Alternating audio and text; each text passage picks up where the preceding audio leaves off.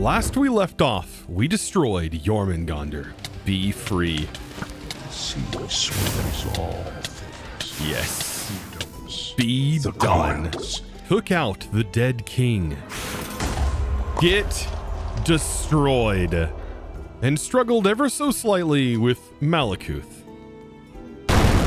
That instantly killed me, but ultimately managed to take him out. Upon doing that, I have now completed everything that was required of us for the first realms, which now leads us into full-on Muspelheim. And from the looks of it, we're going to be dabbling into a couple of different mods as we continue progressing on. It looks like we're going to need to get into Nature's Aura and do some interesting magical things related to that. But we're also going to need to dive into some tech things that are more on the also magical-ish side, depending on what you consider Embers to be. I think today, Embers should be what we dive into, as Embers is such a cool mod. So getting started with Embers, we have the Carmenite. Carmenite is a strong magic and heat-resistant material used by the dwarves to create forges and autonomous machines. The first part I should assemble is the mechanical core, which allows automatic input and output from dwarven machines. Now, getting started with Embers is rather simple. We just need some of the Carmenite blend, which is just going to be clay mixed in with some sand. Then we need to smelt a few of these, and this will give us Carmenite bricks. Then by crafting the bricks, we get Carmenite bricks. But now it does want us to make the mechanical core, and we get our first major use for lead. And there we go, the mechanical core. Okay, so I asked for somewhere warm, and this is too warm. Everything is on fire. The ground is on fire. The air is on fire. How is the air on fire? I take it back. I want the cold place again. No, I don't. I don't want any of these places. I want the meadow with flowers. Do any of these places have flowers? I don't think Niflheim has flowers. Yeah. Or Jotunheim. Actually, Jotunheim does have flowers. Yeah. But definitely not Muspelheim. You know what, though? Niflheim had a lot of mushrooms. But anyways, back to what we were working on. We now have the mechanical core, which is quite interesting.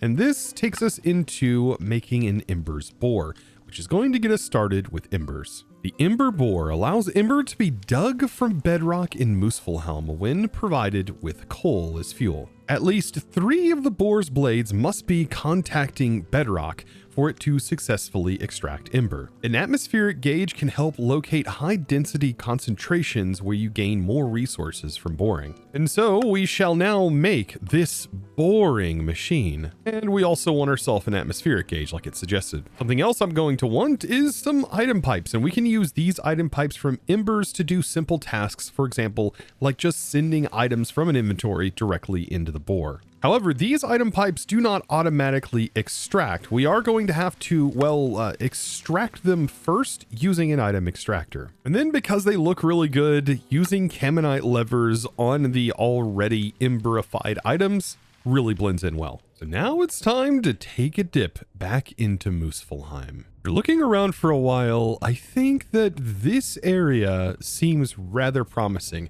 I've just kind of got to flatten the area down just a little bit, and I think I can do that with the ore excavator by switching this to a 3x3, allowing me to easily carve this area out. Got this whole area nice and trimmed out now, which should allow me to ore excavate most of this completely away. Quite easy, as you can see right here. The goal is to be able to move some things from our main base into here. After getting all of this cleared out, I think we should get the Ember bore set up before we start actually decorating the area, so that way the Ember bore can actually be running. But I do have it planned to be able to terraform this into something much, much nicer. So I'm going to create a tunnel over here that leads all the way down into the bedrock level. And so I've held down the vein mine key and shift key, and you can scroll wheel or use the up and down arrow keys to select it. And I like that small square, the 3x3, which is really, really nice for stuff like this, allowing me to mine out a tunnel that is perfect height. Now I finally made it down to bedrock, and this is perfect. This section right here should be exactly what is going to be needed for us to be able to place down the bore. And the bore is actually a 3x3 block, as you can see here. And the goal in the rule set for this is you need the 3x3 to have at least 3 bedrock pieces on it for it to work. Now, as far as testing the purity of the area, it seems like this area is pretty decent. This gauge, by the way, is essentially showing us how good of a node this area is within these chunks. So now we need to set this up so that way we can actually start generating some embers. One is going to be for fuel and one is going to be for receiving the ember itself. Now, it has been a while since I have used these mods, so I am going to struggle just a little bit, but I believe the item extractor goes on like this, and then we can use our item pipes to connect to the extractor. And then we have multiple connections here, but we don't really want multiple connections. So we can use the Tinker's hammer and we can disconnect this and this. So that way the insert only goes into here. And we do have to power the extractor. So the extractor, we can use a lever and trigger this on. And in doing so, I can now throw in coal, and this is piping it into the ember bore. But now I want to be able to get the embers out. So the way that we can get the embers out is by placing an extractor, for example, on the actual bore. But notice this is where we're running into our first major problem. We don't have a way to pull items out other than just this one insert. So to fix this, what we can do is we can replace this with a mechanical core.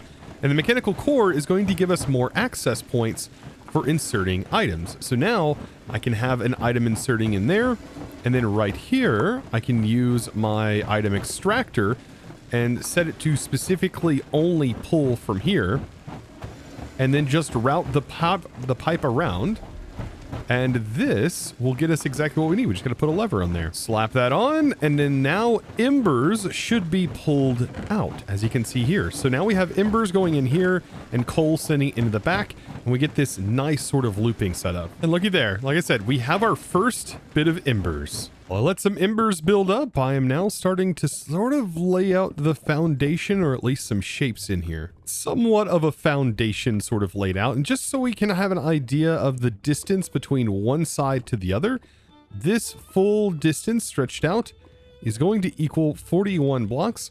And then the inner distance in here is going to equal 17 blocks, and it's just symmetrical on all sides like this. By the way, you gotta love the tape measure mod. By the way, when building out structures like these, things that I like to do is I like to use just stone to sort of outline the entire building area. So with something like the building gadgets, I can just simply start to place all of this outlined in stone. I want to start building up the walls, and we have some awesome tools just to really help us do this. For example, we have the, well, construction sticks. So I'm actually building this up with construction sticks here. And thanks to my construction sticks grips texture pack, it makes it a whole lot easier to tell what items this is. I think I got most of the building laid out the way I want this to be. However, I do have to start changing some of the stone and start getting it converted into the actual materials that it's going to be. I think the color palette is going to be like this: black stone leading to polished black stone bricks, which will lead into some deep slate on the outer foundations. And then it's going to eventually bleed up into nether brick, sort of giving off this whole nether theme. And so at first, this will all be converted into blackstone. After getting the base layer in, I love to use the exchanging gadget to, well, almost sort of paint my textures in. Now, as I went out looking for a few more blocks and seeing what was nearby, look at this, an ancient golem. This right here is one of the Embers mobs. This is a pretty tanky fella right there. That is pretty cool. Oh, also, and we have Nature's Aura, which, by the way, Nature's Aura is going to be a part of the path that we will have to eventually go through, which is pretty cool. We have a geode. This is just ancient debris. Oh my, so we can just find ancient debris in geode form just here. This is awesome. Okay, so when smelted, this gives me scrap, I would assume, right? And then when combined together, we get the full ancient debris block. Okay, that's actually awesome. And then scrap itself has EMC values. Okay, so this is farmable via these gears, and I can definitely grab a few of these. And just like that, I now have my first ancient debris. Yes, and we can smelt this up, which is going to be pretty cool because we can actually upgrade our armor later on. Yes, this is nice. What a mega upgrade today. This, along with all of the Ember stuff, I'm pretty excited. And it shall be learned forever. After a little bit of the block converting, I now have a decorated area, and I think this looks quite nice. Now, believe it or not, this was the exact same stone building, but it has now been sort of decorated. We now have all of the deep slate that was replacing the stone variants, and then also nether brick. I also used some gold bars from cork, which is really nice, and I kind of like made it look like it was broke up in the walls and it was kind of replaced here. And then also added some windows so we can see through, get some depth. Added some ice and fire gold piles, which I think really add a lot. Then we also have some neon glowstone blocks in these walls, along with some more deep slate. Now in the floors, we have the Caminite large tiles and also the Caminite tiles. These are also glowstone. These are on, however, copycat panels from Create. And then there is actually a block directly underneath this. But yeah, you do get zinc in Jotunheim, so you're able to actually make these, which is kind of nice, even though we don't have full access to everything Create at the moment. But this all leads together, and then I have some factory blocks with the rusty dotted plates that are leading all through the area. And it looks like I'm still missing some areas that need to be filled in. But as of right now, this is where we're going to be taking on Embers. Now back to Embers, let's take a look. After I let this run while I built all of that, this is all the Embers that we currently have. And with this, we can now get into generating Ember energy. By using an Ender activator, I can now extract out the magical properties of Ember and use it to power other dwarven machines. Ember catalyst or shards must be inserted through the bottom of the activator to start generating Ember energy inside its cage. Then I can use redstone powered emitters to extract the energy, which, much like other energy types, can be stored or output into other machines using a receptor. After gathering all of these items, I get given some nice rewards, and I've also went ahead and made a mixer because we are going to have to dabble in the arts, because ultimately we need to make the Muspelloy ingot. To kind of wrap our head around what this is going to require, we need to stamp this, so our ultimate product is going to be the molten version of the Muspelloy, and then we need to mix all of these ingredients first. And Dawnstone is actually a special ingredient, a special thing that we make inside of Embers. So we do have to first make Dawnstone, and then we're going to combine 3 different things inside of a mixer in order for us to produce this. But we also need to melt several things, and just by looking at the recipe, yeah, we're going to end up melting about 6 different products. So what I'm thinking is in each corner here, we can go ahead and place in some barrels. Then we can place down our Ember activators. Then I need to place an extractor onto the barrel and just run some regular item pipes into the side of the activator. Then on top of the item extractor, this is where I'm going to put a lever. And this is how we're going to start getting our embers into our Ember activators. So let's get this started. I'm going to place in my Ember shards like this. And notice this ramps up just as you would expect. And I'm going to place just a single stack of regular shards in here just to get things up and running. Now up on the top, this is where we can place our Ember emitter. So this is going to take the Ember out of here and we are going to use that to emit. So this is going to start charging once we give it a redstone signal, but this is again something that is going to require a redstone signal. So in each of these, I'm actually going to place a lever on the bottom. Now for the fun part, we're going to store this inside of a copper cell, which is going to be placed up here. And on each side, I'm going to add an Ember receptor, just like so. Now I think we can have multiple hooked to one receptor, but we're going to have to find out and figure that out as we continue on. But to be able to link this, we need to use a hammer. We need to click on the emitter first, so just simply right click. And by right clicking, then we can actually link to these. And notice, by the way, it's going to show the angle and arc that it is going to take, which I think is super, super cool. Let's see. If I do have multiple of the receptors here, it would probably look a lot cooler having these linked in like a spiral formation. Oh, that'd be kind of cool. So now with all of them linked, and I do have multiple linked to the same one, we can trigger on the redstone power and all of the embers should be shooting into the center. And that is amazing looking. Oh, that's wicked. At the moment, we can't really see what's inside this, but if we use an Ember dial, we can actually see how much Ember is currently stored inside.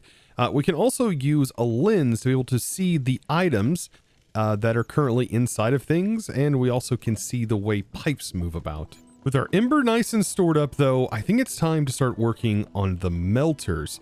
Now, this is where things get a little bit more complicated because we need to melt down gold and molten copper to make Dawnstone, and then we also need molten diamond, molten lead, and molten ender in order to make molten enderium. What I think I'm going to do for now is place in all of my mixers just like so. So we're going to have 3 on this side, and then I'm going to do 3 on this side since we have a total of 6 things roughly that needs to be made. Now, here's something I want to test. From this one cell, am I going to be able to link this to multiple things? So can I link to here and also link to here?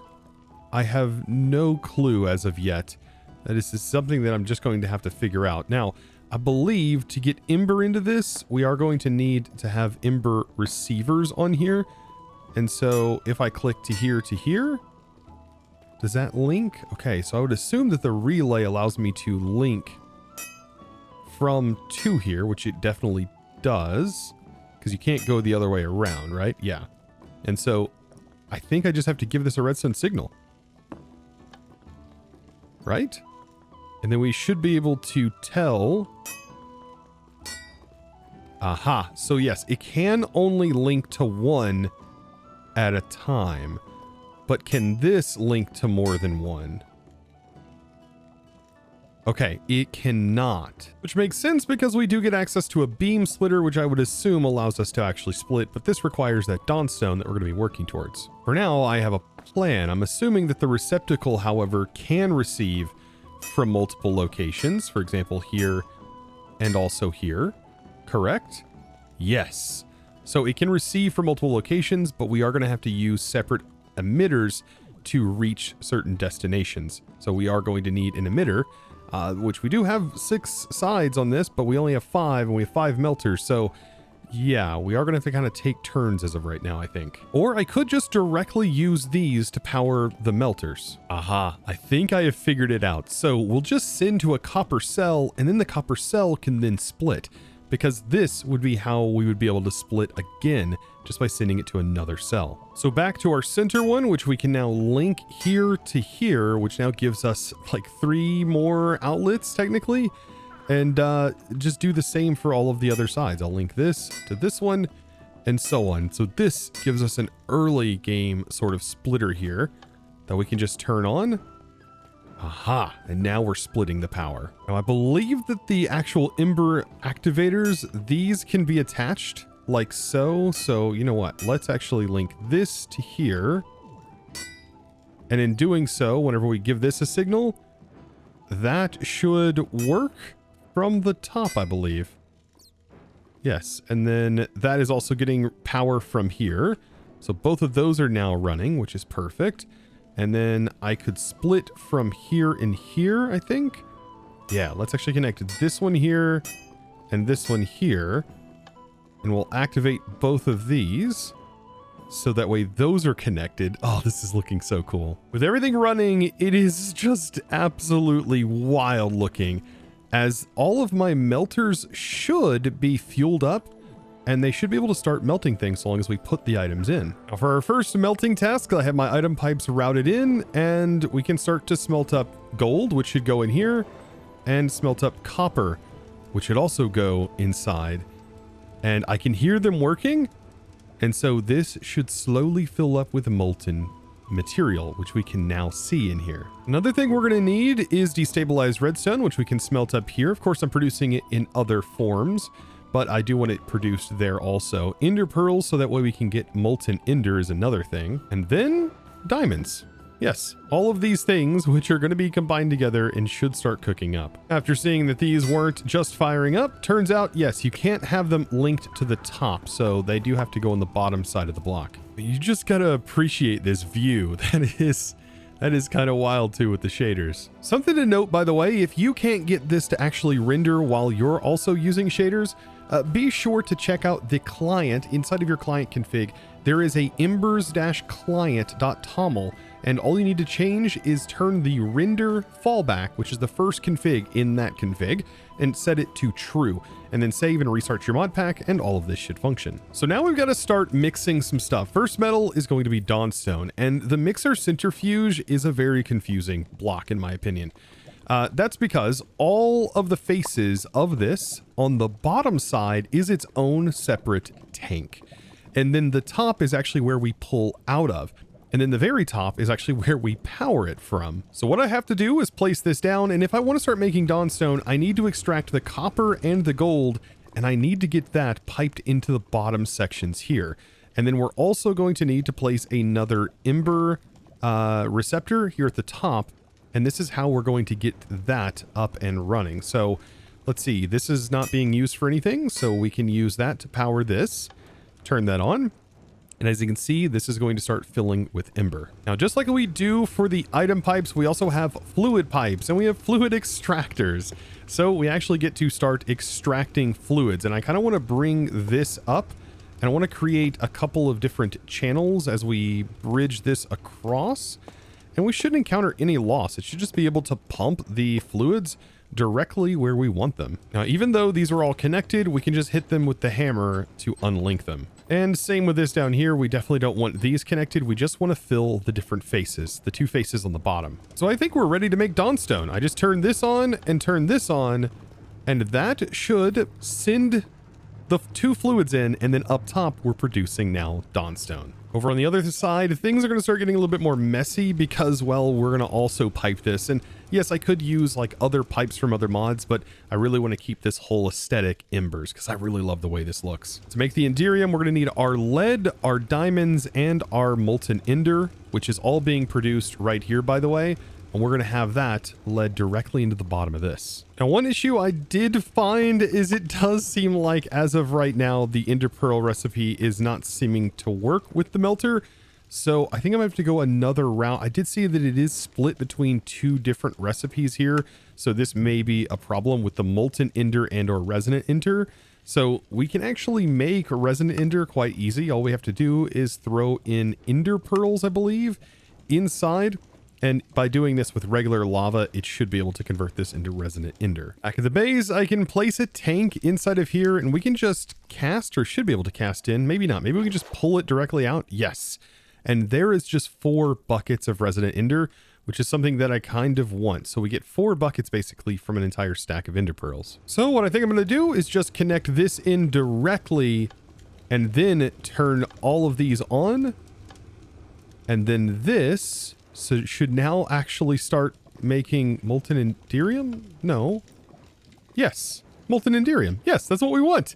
Yes, I've made it. Now with the molten enderium, it is now time to mix pretty much everything together. So we've got to get this all the way over. And I think what I'll do is for this, I'll place the mixer right here. All of our work is now about to come together and we should be able to combine all of these ingredients to make the molten Muspelloy. And yes, this means pumping out of here, which should send that. We also have our redstone, which is all the way over here that we can turn. And then finally, we have the Dawnstone, which can all be piped up and should end up in here. And yes, we have made some. The cool part is we don't really need a whole lot because 90 millibuckets of this makes a single ingot. And all of this leads us into the next setup, which is the stamp base and also the stamper, which does go on top and should be able to just simply stamp the ingredients. Now, I do believe that this is what accepts the fluids. And then underneath, I typically would automatically place a bin. And this allows it to automatically pull the ingredients directly in, allowing the stamp to function. Then also the stamp itself is going to require power. So we are going to have to get Ember to it. And so that should automatically be sending now. And we do have to make the press mold itself. We specifically need the raw ingot stamp, and then we can just smelt that up. And then that is going to give us the actual press. Or I guess you should call it a stamp because that's what it is. With our ingot stamp, we place that right there. And then we just need to get our pipe moved over. Let me fix the flight real quick. So We'll carry this just like so. And I don't need all of this piping anymore because now I know exactly where this is going to go. And we just give it a signal. So the hopes is that we give it to it. It produces the ingot. We turn this, and this sends the ingots into our container. And we have now made Muspelloy ingots. Can you believe that? What a process and a half. But you don't have to do it all by using Embers things. I just really wanted to keep that sort of theme. And also, it is fun to relive the old nostalgia that is Embers. The fun part about this is only the getting started part of Embers, because Dawnstone has so many uses for this mod and allows you to do a lot of other cool things. But I do like that it was required here. And yeah, I wanted to make it as extensive looking as possible. And later on, these items are required in other crafts. So yeah, it's definitely worth making more than one of. But with that, we have now completed, in my opinion, the hardest thing out of this whole chapter, I think, is the Muspelloy ingot. And with this, we gain even more points that we can spend on all kinds of upgrades, anywhere between increasing our ore excavation to go even further, to giving ourselves magic resistance, melee resistance, specific resistances. I'm down for all of this. With my 9 points that I have so far, which I would assume that once we complete more of the chapter, we'll unlock even more, but definitely taking on any of this extra resistance, +1 base armor toughness, unlocking more resistance in some major nodes here. We still have 3 more points. There's resistance here, magical resistance, taking it up to more base armor toughness, more magical resistance. Anything that gives us any more armor and resistance is way worth it. I think overall though, this area turned out fantastic and it looks beautiful. Perfect area for our Embers stuff. I kind of want to do stuff like this for future things that we need to get into. I would love to build out some like kind of areas like this. Let me know down in the comments below. Do you like stuff like this? Do you want to see more of this? As I would love to hear from you down below. But now, if you did enjoy today's episode and you learned something new, be sure to click that subscribe button if you haven't already, and give this video, guys, a huge thumbs up. And of course, if not for me, do it for Vet, as Vet definitely deserves it. Now, without further ado, I think it's time for me to say thanks to the amazing supporter that made today's episode possible. And that amazing thanks is going to go out to Adonis. Thank you so much for your amazing support and choosing to support me over on the Discord by becoming a Discord premium member and just supporting my content in one of the best ways possible. Guys, I look forward to seeing you all in the next one. And as always, thanks for watching.